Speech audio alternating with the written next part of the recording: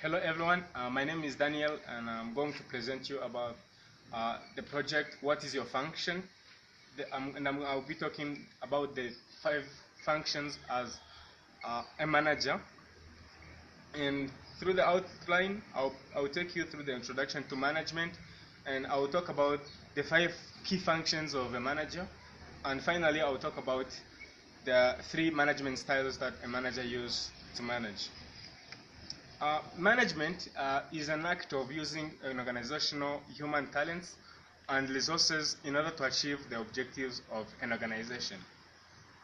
Basically, that's what management is, and managers have 5 key functions that he has to achieve while running the organization, which include planning, organizing, staffing, reading, and controlling.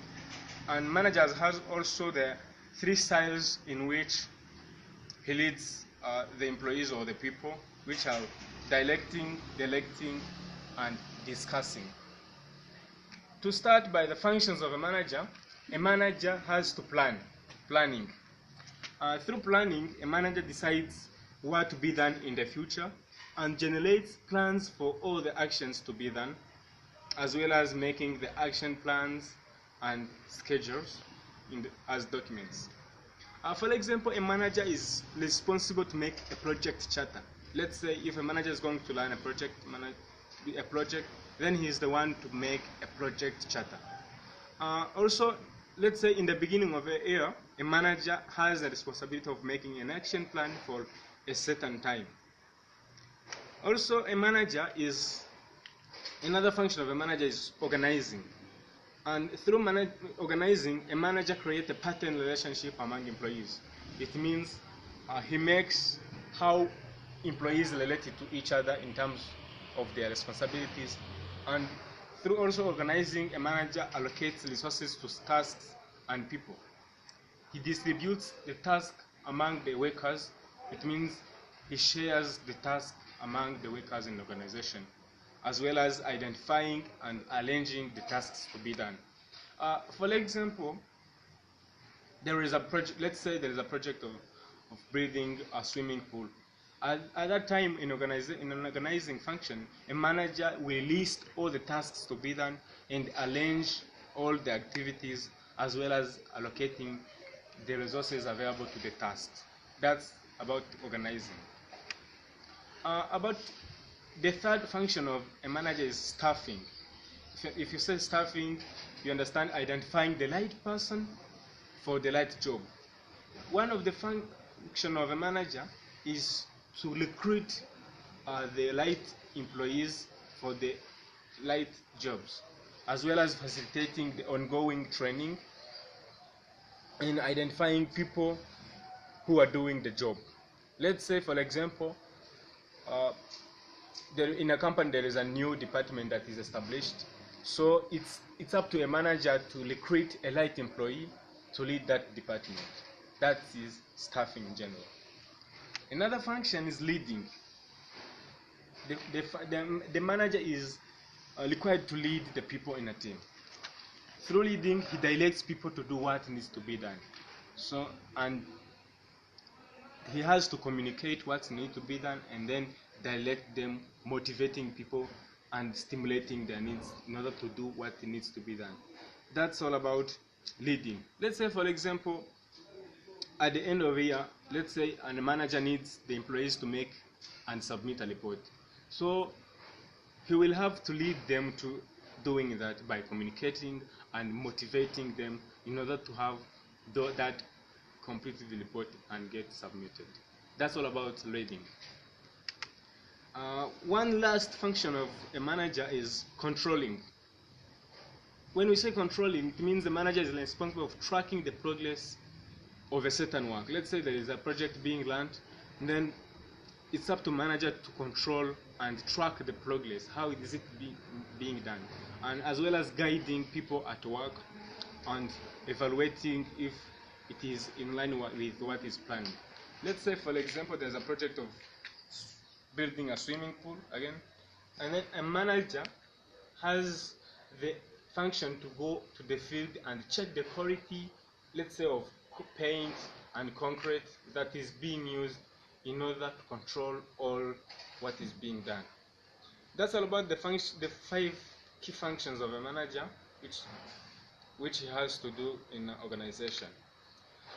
By doing that, there are styles in which a manager uses to do all those. There is directing style. In this style, a manager gives instructions on what to do, how to do it, and when to do it. Then the employees work by listening and following the instructions. It means the manager gives the instructions on what to do, how to do it, and then the managers go on with the task. Let's say a scenario, let's say there is at Kiaka Company Limited, there is a manager who is called Dixon, and he needs to change the working schedule. And then she has to, by using the directing style, she has to sit with the employees and announces the decision and announces the change that has to be done. Then the employees will follow those instructions and go on with the changes. That's about directing style. Like another style, before I move on to another style, let's talk about the strengths and weaknesses of this style. I mean directing style. Among the strengths of this directing style, we have that it helps manager to be clear on the goals and expectations. If a manager is to give the instructions on how things are to be done, then he will also talk about the expectation and goals. And then at that time he will be clear, you understand. And it also helps the employees to get focused. If the employees get the directions from the manager, then they will do the work clearly because they know what to do. And the manager also, when he uses directing style, he works as a driver to the organization because he's the one to give the instruction, follow this, and then it will be clear. Among the weaknesses of this directing style, we have that it is seen as dictatorial because manager will always be giving the instructions, do this, then it may seem as dictatorship. Also, it does not help the organization to change effectively because the employees will always look for a manager to receive the elections and they not get a room to give the change or some innovative ideas. Okay, let's move on to another style that is discussing style. This is another style whereby a manager promotes learning through interaction, just discussing as its name says. And the manager here discusses with the employees in order to come to discuss and agree on something, and then manager afterwards, he makes the final conclusion after the discussion with the employees. Let's say the scenario is, let's say a manager wants a company to manufacture one product, but he has got the options of different products and he's wondering what to choose. And then by using the discussing style, he invites all employees in one room and then they discuss on the options. And then after the discussion, manager take time to conclude and finally conclude that they are going to be producing sneakers. It means they took time to discuss, and after manager concluded.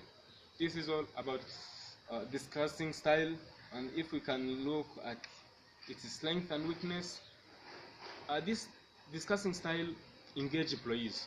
As they are engaged in the discussion, they tend to be participative, and it also leads to joint decision making. After discussing, after agreeing upon something, then the decision that is taken is agreed upon by the two. It also empowers everyone as they share information. Everyone is welcomed to give an idea, and it helps. It promotes democracy because everyone feels involved. Like if you can talk about the weakness of this discussing style, it slows decision making because it takes time for all employees to give their ideas and then for one conclusion. You understand, it takes somehow time. And some people may feel betrayed because once they give the ideas and finally manager don't consider them, they may feel the ideas were betrayed. It may also lead to conflict as people are discussing to choose one. They may fall into conflict. Okay, this is all about discussing style of management, and I'll talk about delegating style. This is another style whereby a manager promotes learning through empowerment, giving the power to employees. A manager here assigns the task to work independently. It means the manager comes and assigns each and every employee, go and work on this, go and work on this, and then he sits and he waits for the result. And through that, a manager shares the power with employees because he's delegating for the task to them. Let's see a scenario. Let's say a manager has a project that he has planned, and because he has a mission, he's going to travel, he decides to divide the tasks to employees and give them time to work on the task independently. Then it means he shared the task to them. You will be doing on this, you will be doing on this, you will be doing on this, then he leaves. Then he will wait for the final results. That's all about delegating style. And if I can talk about its strength and weakness, delegating style reduces burden for a manager. If a manager takes what he was expected to do and divide among the employees, then he will remain free. And it also involves the employees in the organization development, because each and everyone is given a task to work on for the development of an organization. It also empowers employees because the manager shares the power with the employees. You understand, the employees are empowered in one way or another. As I said, it also promotes power sharing. Yeah. Among the weaknesses, it gives employees a burden. When a manager transfers his tasks to employees, then the employees are going to be burdened by the tasks they have been given by the manager. And it may lead to risk of failure, because an employee might be given a task and he does not have much experience as a manager could do. Then you understand it's kind of leading to failure. And most of the time, sometimes there are tasks that are not delegable. It means they have to be done by manager. So it's a constraint or a limit for delegation style. All in all, this is the last of my presentation. Thank you very much. You have understood the 5 key functions of manager and 3 management style. Thank you very much.